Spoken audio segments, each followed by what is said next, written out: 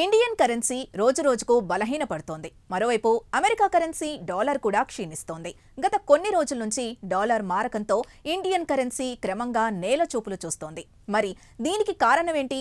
రూపాయి క్షీణిస్తుంటే భారతీయ state bank ఏం చేస్తోంది? రూపాయి బలహీనపడుతుందంటే దాని ప్రభావం ఏ రంగాలపై ఉంటుంది? తదితర అంశాలు ప్రత్యేక కథనంలో తెలుసుకుందాం.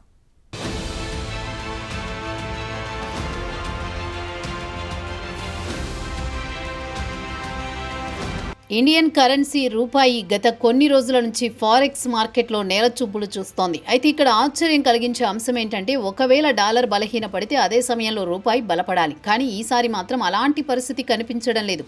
ఇటు రూపాయి అటు డాలర్ రెండు ఒకదానితో ఒకటి పోటీపడి క్షీణిస్తూ వస్తున్నాయి.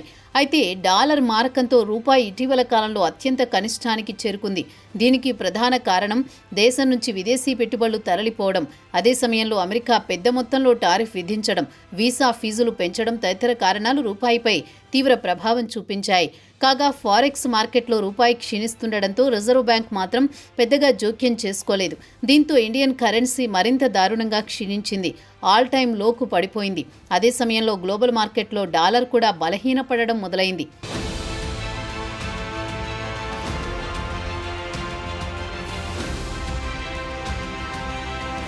అయితే సాధారణంగా గ్లోబల్ మార్కెట్లో డాలర్ బలహీనపడితే స్థానిక కరెన్సీలకు కాస్త రిలీఫ్ దొరుకుతుంది.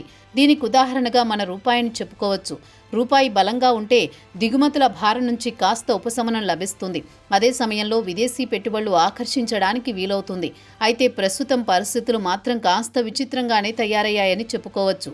బుధవారం నాడు డాలర్ మారకంతో రూపాయి ఆల్ టైమ్లో అంటే ఫారెక్స్ మార్కెట్ ముగియడానికి ముందు 88.74కు దిగివచ్చింది. ఇంట్రాడేలో అత్యంత కనిష్టానికి 88.80కు పడి మార్కెట్ ముగిసే సమయానికి కాస్త కోలుకుంది.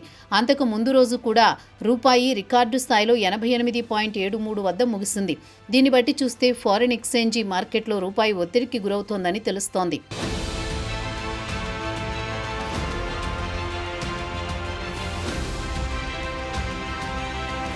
ఇక గ్లోబల్ మార్కెట్లను శాసించే అమెరికన్ కరెన్సీ డాలర్ విషయానికి వస్తే ఏడాది మొత్తానికి చూస్తే ప్రపంచంలోని ఇతర కరెన్సీలతో పోల్చుకుంటే బలహీనంగా ట్రేడ్ అవుతోంది. అదే సమయంలో ఇండియన్ కరెన్సీ కూడా బలహీనపడుతూ వస్తోంది. ఇక డాలర్ ఇండెక్స్ను చూస్తే ప్రపంచంలోని ఇతర అతి మేజర్ కరెన్సీలతో పోల్చుకుంటే క్రమంగా క్షీణిస్తూ వస్తోంది. ఏడాది ప్రాతిపదికన చూస్తే డాలర్ ఇండెక్స్ ఏకంగా 11.3% క్షీణిస్తే ఈ ఏడాది ఏప్రిల్ నుంచి మరో 7% క్షీణించింది. దీనికి కారణం అమెరికా ఆర్థిక వ్యవస్థ క్రమంగా బలహీనపడడమే అని ఫారెక్స్ ట్రేడర్లు చెబుతున్నారు. ఇక డాలర్ క్షీణించడానికి ప్రధాన కారణం ద్రవ్యలోటు. మరోవైపు జీడీపీ వృద్ధి రేటుపై అనుమానాలు. యుఎస్ ఫెడరల్ రిజర్వ్ వడ్డీ రేట్లలో మరింత కోత విధిస్తుందనే అనుమానాలతో డాలర్ బలహీనపడిందని కరెన్సీ మార్కెట్ ట్రేడర్లు చెబుతున్నారు.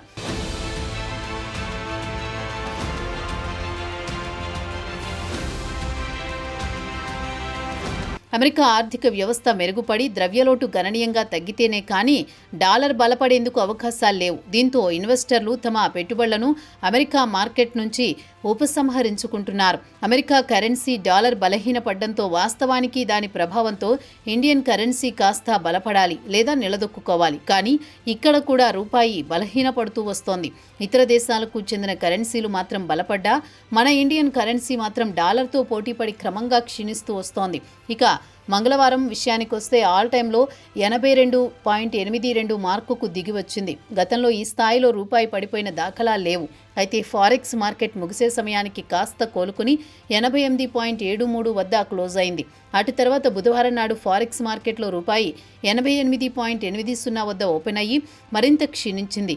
అయితే క్షీణిస్తున్న రూపాయి జోరును అడ్డుకునేందుకు రిజర్వ్ బ్యాంక్ జోక్యం చేసుకుంది. ఫారెక్స్ మార్కెట్లో తమ వద్ద ఉన్న డాలర్లను విక్రయించి రూపాయి మరింత పతనం కాకుండా ఆర్బీఐ కాపాడింది.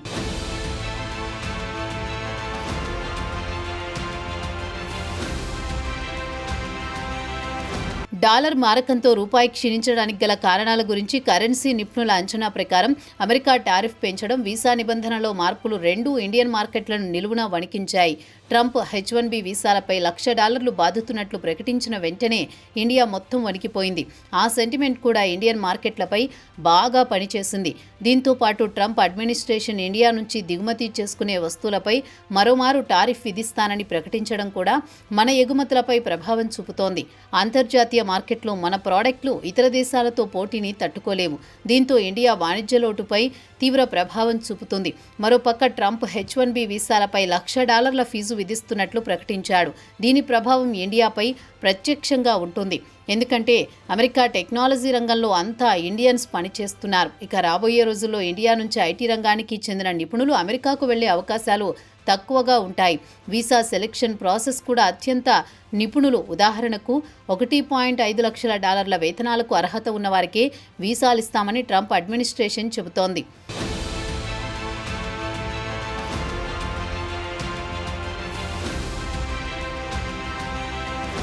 గత ఏడాది అమెరికా ఇచ్చే H1B కోటాలో 71% మంది భారతీయులు దక్కించుకున్నారు. ఇక తాజాగా ట్రంప్ తీసుకువచ్చిన కొత్త నిబంధనల వల్ల భారతీయ ఐటీ కంపెనీలపై తీవ్ర ప్రభావం చూపించే అవకాశాలున్నాయి. దీంతో అమెరికాలో పనిచేసే ఇండియాకు చెందిన కంపెనీలు ఇండియా నుంచి H1B వీసాల ద్వారా తమకు కావలసిన అభ్యర్థులను తెప్పించుకోవడం కష్టమవుతుంది. $1,00,000 చెల్లించి ఒక ఉద్యోగిని అమెరికాకు రప్పించుకోవాలంటే కంపెనీలపై ఆర్థిక భారం పడుతుంది. దీంతో మన దేశీయ స్టాక్ మార్కెట్లో ఐటీ రంగానికి చెందిన షేర్ల అమ్మకాల ఒత్తిడికి గురయ్యాయి. దీని ప్రభావంతో మొత్తం స్టాక్ మార్కెట్ బలహీనపడింది. అదే సమయంలో విదేశీ పెట్టుబడులు కూడా పెద్ద ఎత్తున తరలిపోవడంతో దాని ప్రభావంతో ఇండియన్ కరెన్సీ రూపాయి డీలా పడింది. అయితే ఇటీవల కాలంలో విదేశీ పోర్టుఫోలియో ఇన్వెస్టర్లు ఇండియన్ మార్కెట్ల నుంచి క్రమంగా తమ పెట్టుబడులను తరలించుకుపోవడంతో దాని ప్రభావం రూపాయిపై కనిపిస్తోంది. గత మంగళవారం అంటే ఈ నెల 23న విదేశీ ఇన్వెస్టర్లు సుమారు $399.9 మిలియన్, ఇండియన్ కరెన్సీ ప్రకారం చెప్పుకోవాలంటే 3,551.19 కోట్ల షేర్లను ఇండియన్ ఈక్విటీ మార్కెట్లో విక్రయించి తమ పెట్టుబడులను తీసుకువెళ్లిపోయారు.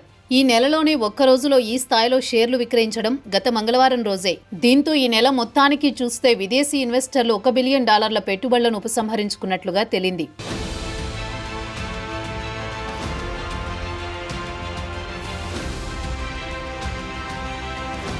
ఈ ఏడాది మొత్తానికి చూస్తే విదేశీ ఇన్వెస్టర్లు $16 బిలియన్ వరకు తమ పెట్టుబడులను తరలించుకుపోయారు.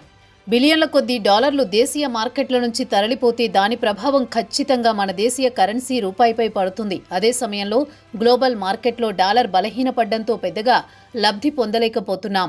విదేశీ ఇన్వెస్టర్లు తమ షేర్లను స్టాక్ మార్కెట్లో విక్రయించడం వల్ల బుధవారం నాడు BSE 380 పాయింట్ల వరకు క్షీణించింది. అత్యధికంగా నష్టపోయింది మాత్రం ఐటీ రంగానికి చెందిన సూచీ. ఇక డాలర్ మారకంతో రూపాయి క్రమంగా క్షీణిస్తూ వస్తే సోమవారం నాడు RBI జోక్యం చేసుకునే అవకాశాలున్నాయని అంచనా వేస్తున్నారు ట్రేడర్లు. ప్రస్తుతం రూపాయి 88.80 మార్కును దిగివచ్చింది. ఇక్కడి నుంచి మరింత పడిపోకుండా RBI జోక్యం చేసుకుంటుందని ఫారెక్స్ ట్రేడర్లు అభిప్రాయపడుతున్నారు. ఇక రిజర్వ్ బ్యాంకు ముందున్న సవాళ్ల విషయానికొస్తే ముడి చమురు ధరలు క్రమంగా పెరుగుతున్నాయి. బ్రెంట్ క్రూడ్ అంతర్జాతీయ మార్కెట్లో $67.97 వద్ద ట్రేడ్ అవుతోంది. దిగుమతులపై పెద్ద ఎత్తున డాలర్లు కావాల్సి వస్తుందని వేచిచూసే ధోరణిని ప్రదర్శిస్తోంది. గ్లోబల్ మార్కెట్లో అనిశ్చిత పరిస్థితి ఏర్పడడం వల్ల బంగారం కూడా రికార్డు స్థాయికి ఎగబాకింది. ఔన్స్ గోల్డ్ $3,790.82కు చేరింది. ప్రస్తుతం ప్రపంచంలోని పలు దేశాల్లో యుద్ధాలు, రాజకీయ అస్థిరత వల్ల పెట్టుబడులకు బంగారమే శ్రీరామ రక్ష అనుకుని పెట్టుబడులన్నీ బంగారంపై తరలిస్తున్నారు. ఇక్కడ మరో అంశం కూడా చెప్పుకోవాలి. ప్రస్తుతం ప్రపంచంలోని అన్ని సెంట్రల్ బ్యాంకులు తమ వద్ద ఉన్న డబ్బుతో బంగారం కొనుగోలు చేస్తున్నాయి.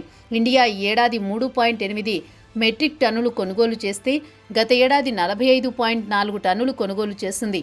ఇండియా వద్ద ఈ గత నెల చివరి నాటికి బంగారం నిల్వలు సుమారు 880 టన్నులకు చేరింది. భవిష్యత్తులో ఏదైనా విపత్తు ఏర్పడితే బంగారం విక్రయించి సొమ్ము చేసుకోవచ్చని ప్రపంచంలోని ప్రతి సెంట్రల్ బ్యాంకు భావిస్తోంది. రూపాయి క్షీణిస్తే దిగుమతులు ఖరీదైన వ్యవహారంగా మారతాయి. ద్రవ్యోల్బణం పెరుగుతుంది. ఇక రూపాయి పచ్చగా ఉండాలంటే ఎగుమతులు పెరగాలి. అదే సమయంలో డాలర్లు వరదలా రావాలి. ప్రస్తుతం ఆ పరిస్థితులు మాత్రం కనిపించడం లేదు. త్వరలో అచ్చే దిన్ రావాలని కోరుకోవడం తప్ప.